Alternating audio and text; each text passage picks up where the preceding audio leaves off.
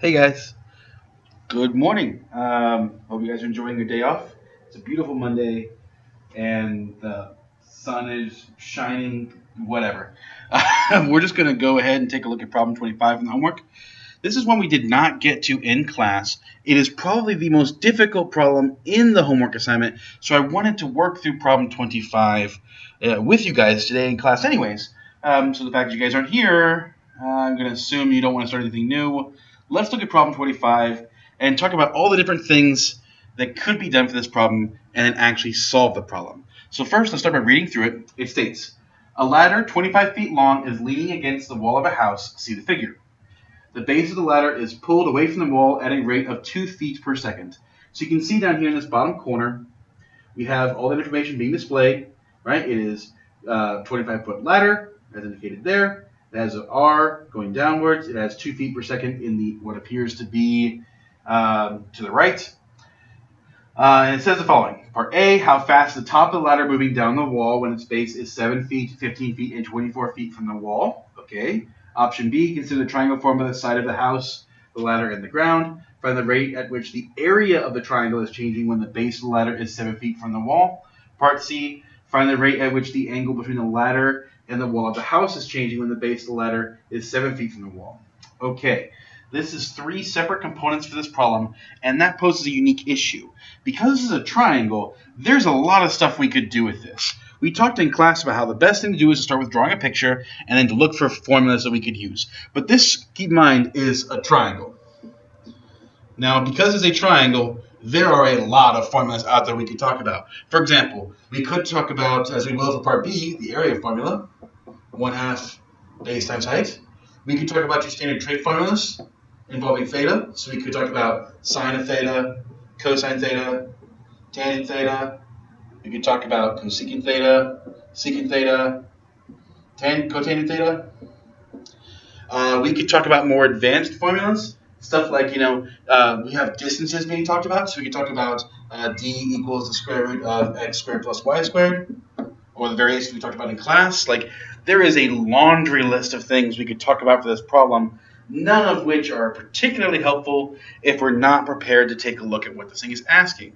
So we have to somehow sort through all of this stuff and figure out which things do we actually need for the problem and how can we use them.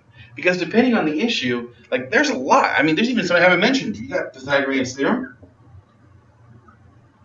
That involves triangles, especially right triangles. There's all these different formulas that we could be talking about, so which one is it?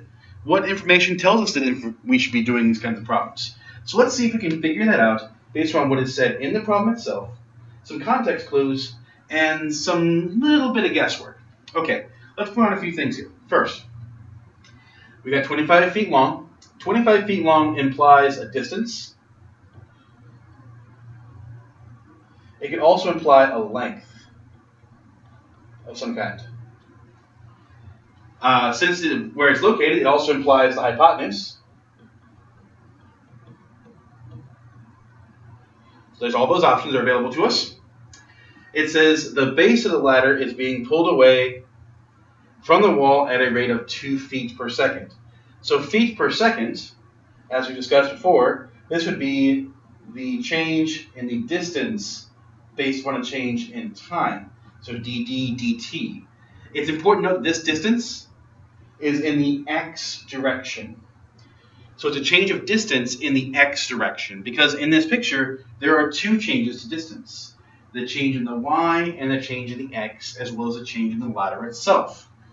So, question A asks, how fast is the top of the ladder moving? So this part, how fast is the top of the ladder moving? This implies a d dy dt. So how fast is the y value changing when we have 7 feet, 15 feet, and 24 feet from the wall? Part B says, consider the triangle formed by the side of the house and line on the ground. Find the rate of change of the area, so that indicates an area problem. Part C, find the rate at which the angle between, so this represents the angle, so that's probably going to represent something from trig. So we'll end up using most of these formulas at some point in time in this problem. We just need to figure out how. So let's start with part A.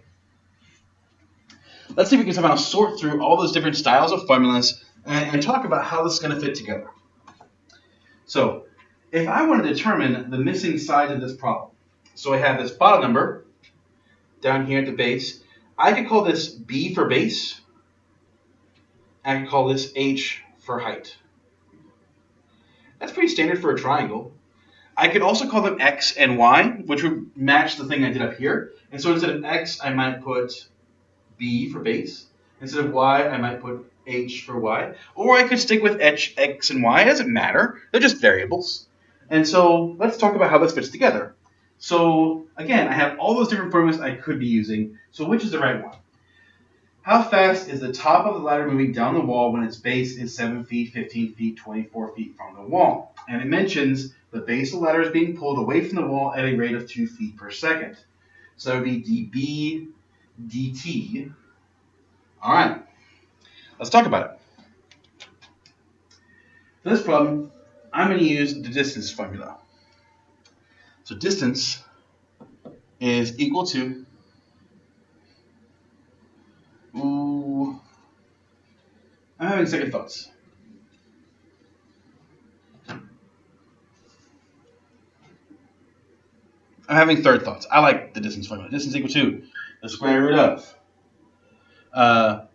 x minus h. It's Monday. It's Monday and nobody's here to help me.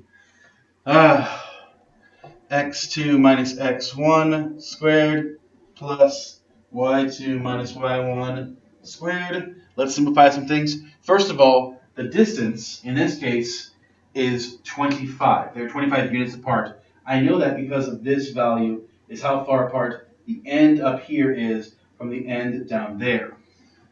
So, from this particular problem, I know this distance should be 25. Now, from this piece, let's think of this as a coordinate grid. If I think of it like a coordinate grid, this dot right here would be the dot 0, 0. This dot up here, as weird as it sounds, would be at 0, h. That is because at 0, h, we have the x value is 0 left to right. The y value is however high up it is. So you have the point 0, h. This one down here would have the point b, comma 0. So from here, I can plug in my 2 points. So I take x2 minus x1, so that would be b minus 0 squared plus y2 minus y1. So 0 from the b minus h from the y gives us the following formula. From here, I can simplify. I get 25 equals the square root of b squared plus h squared. That's looking pretty good. Now, at this point, I'm actually going to take a simple trick here. Since the distance is constant, I'm allowed to square both sides because it could be that this function is equal to 0, but it's not because we know it's equal to 25. So I end up with 625 equals b squared plus h squared. So I basically take both sides of this function and I square them, which is allowable provided the sides are not zeros. Okay. With this equation, I can now make the following changes. I know that I have, from this particular piece, dB dt is known. From this particular piece, I want to find dH dt. Well, let's talk about those two. To do so, I'm going to take this function. I'm going to take the derivative with respect to time. So left-hand side becomes obviously 0. The right-hand side, b squared would become 2b times, since b is not the same as t, it would become db dt. Plus h squared. Well, the derivative of h squared would be 2h, but since h is not t, it would become dh dt. Now, what's important to note about this particular problem now is that I know some things. I know dB dt is 2 feet. So this is a 2. And depending on the part of the problem I am at, I either know 7 feet, change colors, 7 feet, 15 feet or 24 feet from the wall. This implies the B value for this particular problem. So I now also know what all the B's would be. What I don't know are the H's. So what I could do is, well, I could find the H's for each of these B's. So if my B value is 7, I could find my H value. If my B value is 15, I could find my H value. If my B value is 24, I could find my H value. Okay, let's plug them into this original distance formula right here to find my missing values. So if I do that, I get to here. I can plug in 7 for B and find H. I can plug in 15 for B and find H. I can plug in 24 for B and find H. One of these is a Pythagorean triple. This one should be 20. So again, this is my B value and my H value. Plugging in 7. If I plug in 7 here, that would make my B squared 49. I subtract 49 from both sides. I would end up with 576. So my H squared would be the square root of 576. I can't think of that off the top of my head, so for now I'm just going to leave it. I don't need that right now. I can use calculator at the end to check that. And for 24, well, I'll do the quick math over here. 24 squared would be 24 times 24. 16, 8, 9, 2 times 8, 4, 6. Oh, look at that. That's crazy. Okay, so that means for this problem, this should be 7, 24. And this one should be 24, 7. So now what I can do is I can evaluate this problem for my two distinct B's and H's and for dB dt being 2. Let's do it. So let's first start off by doing when we have 724. So I get 0 is equal to 2 times 7 times 2 plus 2 times h, which is 24, times dh dt. I then solve. 2 times 7 is 14, times 2 is 28. Then end up with 0 equals 28 plus 48 dh dt. I can then divide and subtract to get AH dt by itself. I end up with negative 28 over 48 equals dh dt. I divide the top and bottom by 4. I get negative 7 over 12 is my dh dt. Okay, so going back to my problem, at 724, dh dt is equal to negative 7 over 12.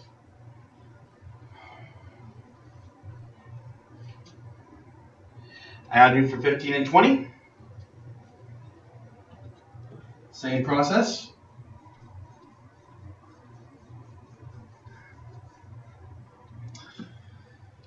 So for 15, 20, let's do it.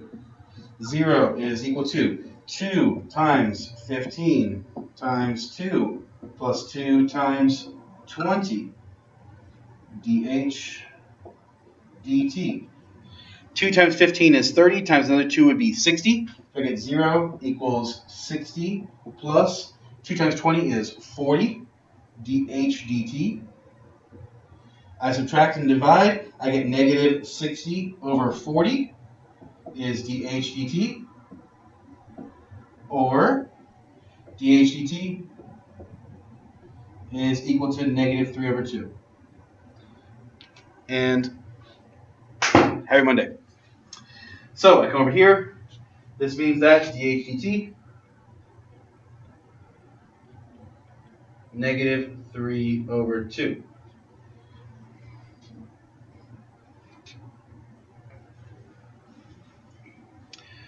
I do the exact same style of problem again, this time using my final set of values, which is 24/7.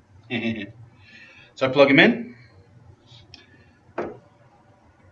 Again, for this particular process, the hardest part is not this ending piece, it's knowing which formula to start with and what clues give us that information. So once that piece is done, the rest is just a simple matter of plug and chug. So we now have the point 24/7. I plug that in. 0 is equal to 2 times 24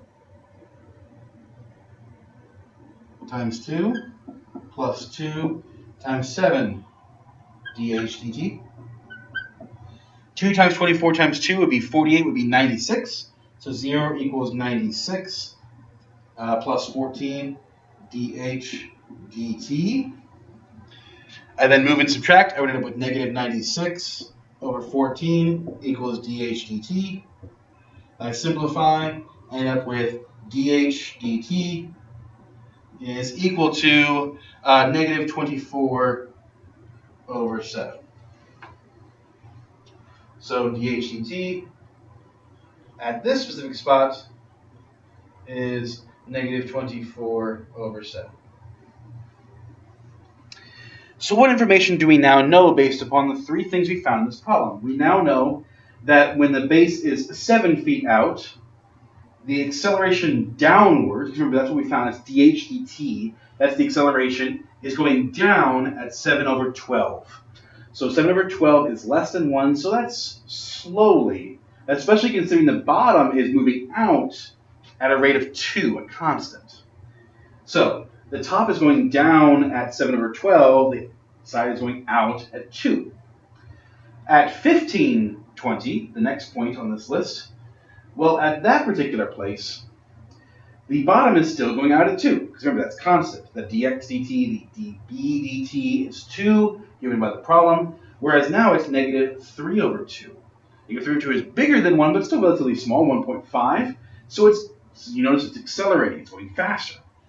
And then finally, dH dt at 24 over 7 is negative 24 over 7, which is bigger than 3. So as it gets closer to the bottom of this particular piece, it's going much faster, which makes a lot of sense. If we pull the bottom out at a consistent rate, the top, in order to compensate for that, starts to swing faster and faster every single second.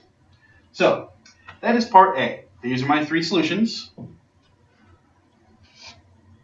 At those specific points where I have B and H, I end up with the following three values.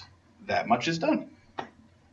And I will verify those solutions by going down, taking number 25, negative 7 over 12, negative 3 over 2, negative 48 over 7. Looks good. Wait, 48 over 7. Oh my gosh, I simplified wrong. No. The top and bottom do not divide by 4. They divide by 2. They are correct. It is 7 over 48. Let's see who catches that the first time through without needing extra help. Or if they just believe me, thinking I know how to divide better than them. Silly gooses. All right. B. Consider the triangle formed by the side of the house, the ladder, and the ground. By the rate of change of the area is changing when the base of the ladder is 7 feet from the wall. Ooh. Let's do it. Obviously, the distance formula is not going to be beneficial here, since I no longer care about the distance itself. Notice in the previous problem, I didn't necessarily care about the distance. I just happened to know the distance was fixed to 25, and so I used that information to set up the initial problem. I have those same choices on any other piece, unless something gives me a clear idea of what should be going on. That is a good way to approach it. Here we go. So we now take this function, find the rate of change of the area. So I go to my function. Area is equal to, for a triangle, 1/2 base height. Let's reapply those pictures the way we should. So I have right here, this is my base. Right there is my height. All right, let's do it. So I want to find the rate of change of the area. That is d dt of A.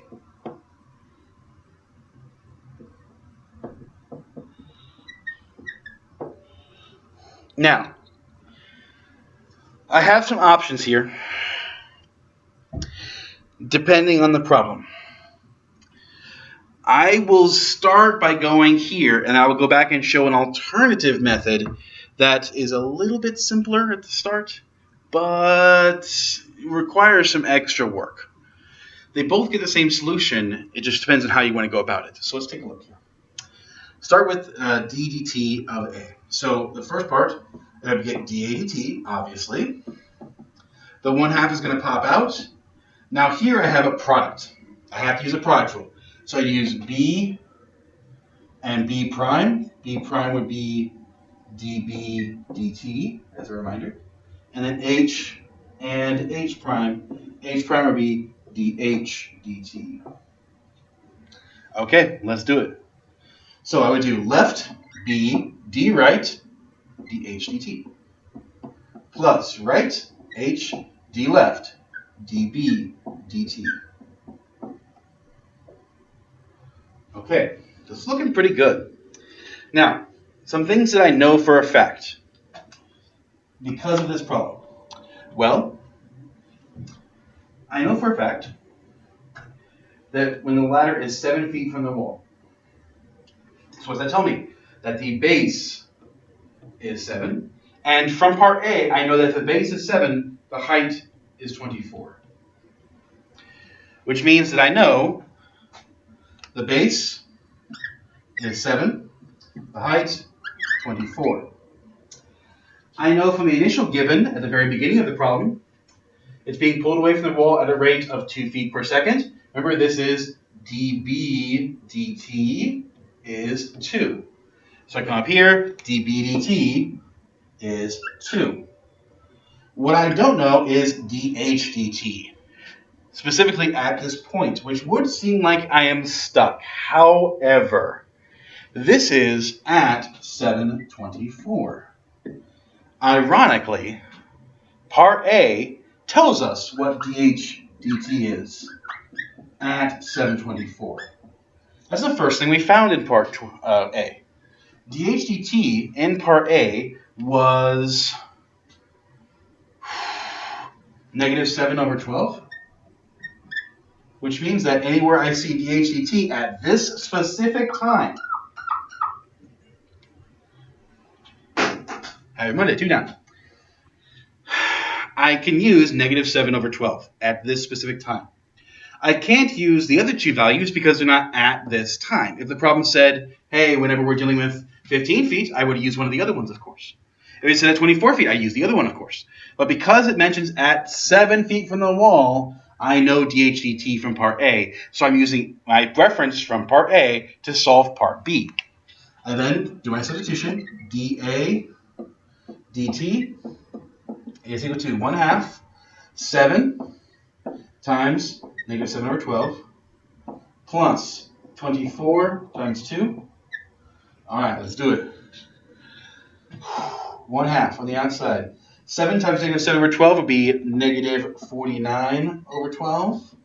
2 times 24 would be 48.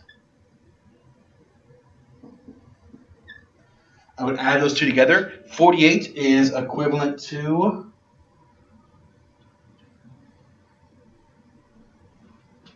5, let's see, 288 times 2, so 596. So 596/12. Calculator's your friend. So 596/12. Okay, so I'm going to try it the other way. I must have made a mistake. 48 times 12. It's 576, not 596. See, always check your calculator. 576, not 596. Okay, I combine this together. I end up with 1/2 times -49 and positive 576. When we add those together, we still have a 12 on bottom. -49 plus 576 would be 527. And half of that would be 527/24. So the area is changing by a rate of 527/24. This would be, let's see, it's in feet per second. So this would be feet squared per second. And I'll verify my results by scrolling down. Part B, 527 over 24 feet squared per second. Beautiful. Notice again, I had to use outside knowledge to get this particular piece. This is from part A. This is pretty common in rate of change problems, or related rate problems as they're often called. Is because you may have to use some outside knowledge to figure out a missing component. Part A often assists with part B. Okay, now we go on to part C. Part C is the fun one. It's one that has the most components to it that needs some extra special love and care. Part C. Find the rate at which the angle between the ladder and the wall of the house is changing when the base of the ladder is 7 feet from the wall. Woo-wee! Let's do it. This was the hardest one for me because I had the most trouble deciding on which trig or which function I wanted to use in general. I don't want to use the distance formula because distance formula does not involve the angle at all. I didn't want to use the area formula. Area, again, doesn't use angle at all. And so I settled on one of the trig functions. The trick is, which one? Now I have some options here.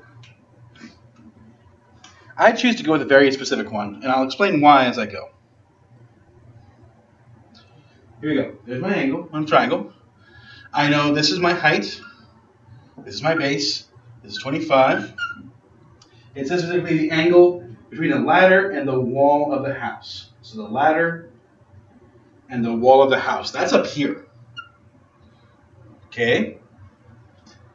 Find the rate at which the angle between the ladder and the wall of the house is changing when the base of the ladder is 7 feet from the wall. So I know my base is supposed to be 7. So I need to probably use a trig function that has 7 in it,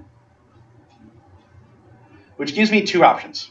I could do sine of theta is equal to b over 25. That would be an option. Or I could do tangent of theta is equal to b over h.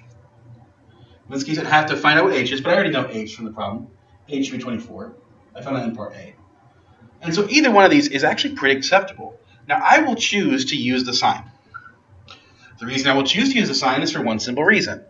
It has b, and it doesn't have h. I already know db dt from the beginning of the problem, right?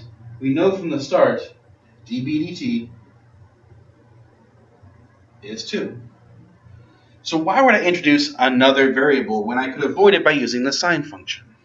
So let's talk about this derivative. So I'm going to take this function over here. I'm going to take the derivative with respect to time of sine of theta equals b over 25.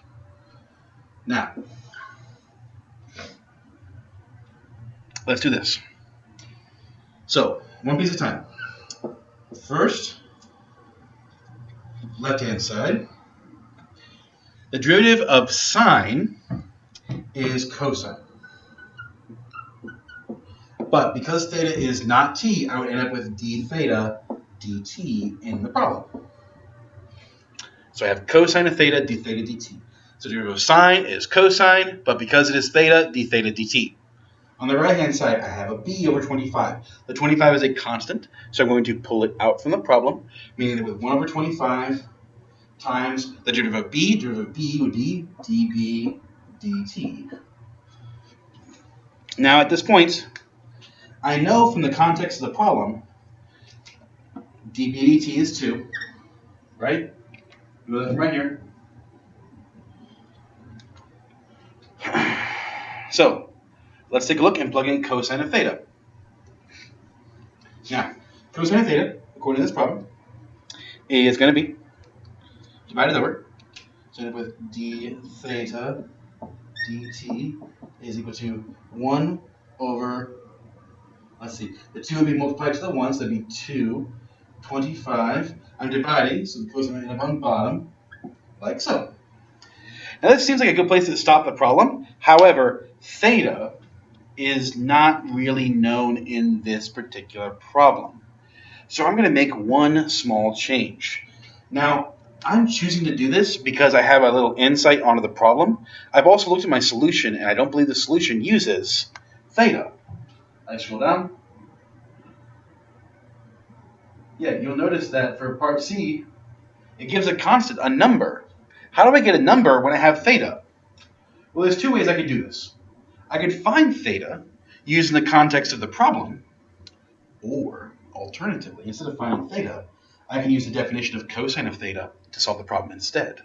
So in this problem, I know b is 7, h is 24, and therefore the following picture is true. Here's theta. This is 7. This is 24. Nope, wrong way. This is 7. This is 24. This is 25. Which means that cosine of theta, according to this picture, where cosine is adjacent over hypotenuse, would be 24 over 25. So what I do now is d theta dt is equal to 2 over 25 times 24 over 25. Well, the 25s would cancel, leaving me with 2 over 24.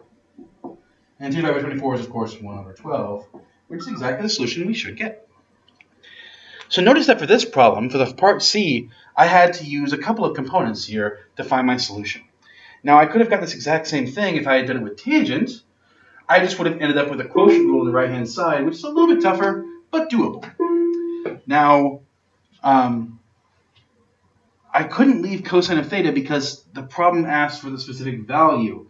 Cosine of theta is an unknown. So my options were to use the definition of cosine of theta with this particular triangle from the given in the problem, or I could always find theta manually using this thing and a calculator.